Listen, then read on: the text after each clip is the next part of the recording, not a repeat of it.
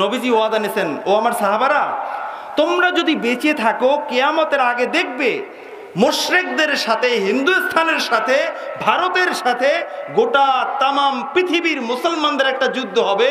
ওই যুদ্ধটা যদি তোমরা পেয়ে যাও, তোমাদের জীবন দিয়ে, সম্পদ দিয়ে তোমরা জিহাদ করবে। আল্লাহু আকবার।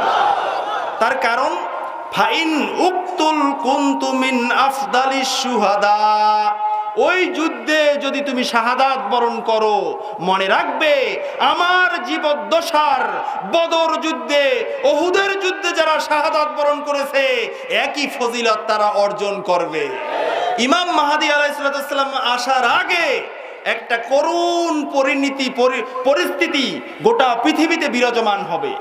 তার ভিতরে একটা নিদর্শন এসেছে সুনান নাসাইর ভিতরে, সিহা সিত্তার অন্যতম কিতাব সুনান নাসাই।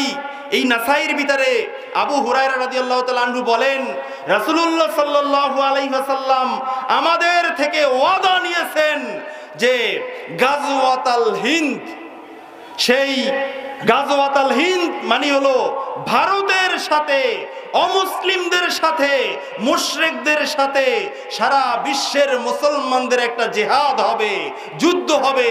সেই যুদ্ধের ব্যাপারে আমাদের থেকে নবীজি আমার ওয়াদা নিয়েছেন। বলুন আল্লাহু আকবার।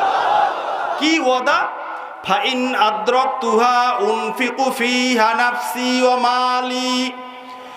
কিয়ামতের আগে ইমাম মাহদী আলাইহিস সালাম আত্মপ্রকাশের আগে সেই ভারতবর্ষের সাথে, মুশরিকদের সাথে, গোটা তামাম দুনিয়ার মুসলমানদের সাথে যে যুদ্ধটা হবে, ওই যুদ্ধ যদি আমরা পেয়ে যাই, ওই যুদ্ধের সময় আমরা আমাদের জীবন দিয়ে, আমাদের সকল সম্পদ দিয়ে আমরা জিহাদ করব। আল্লাহু আকবার। নবীজি ওয়াদা নিয়েছেন, ও আমার সাহাবারা, তোমরা যদি বেঁচে থাকো কিয়ামতের আগে দেখবে মুশরিকদের সাথে, হিন্দুস্তানের সাথে, ভারতের সাথে গোটা তামাম পৃথিবীর মুসলমানদের একটা যুদ্ধ হবে। ওই যুদ্ধটা যদি তোমরা পেয়ে যাও, তোমাদের জীবন দিয়ে, সম্পদ দিয়ে তোমরা জিহাদ করবে। আল্লাহু আকবার। তার কারণ ফাইন উক্তুল কুনতু মিন আফদালিশ শুহাদা, ওই যুদ্ধে যদি তুমি শাহাদাত বরণ করো, মনে রাখবে আমার জীবদ্দশার বদর যুদ্ধে, উহুদের যুদ্ধে যারা শাহাদাত বরণ করেছে একই ফজিলত তারা অর্জন করবে। আরো জোরে আওয়াজ দিন আল্লাহু আকবার।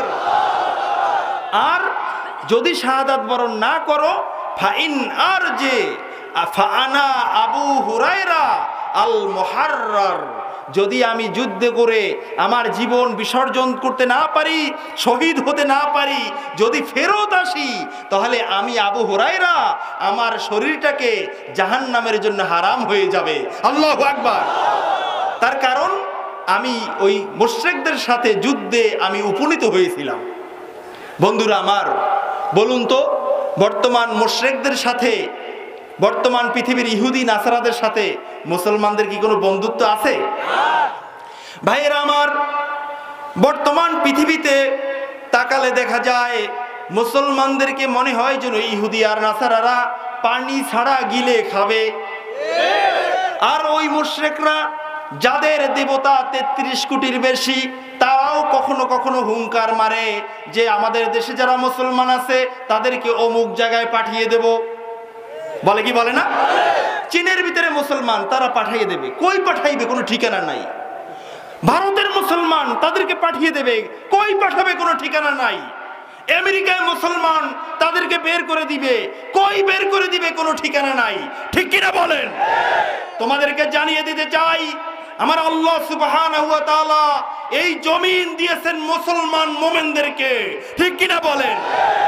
আল্লাহ সুবহানাহু ওয়া তাআলা ঘোষণা দিয়েছেন, ওয়ালাকাদ কাতাবনা ফিজ জাবুরি মিন বাদিয যিকরি আন্নাল আরদা ইয়ারিতুহা ইবাদিয়াস সালিহুন। আল্লাহু আকবার।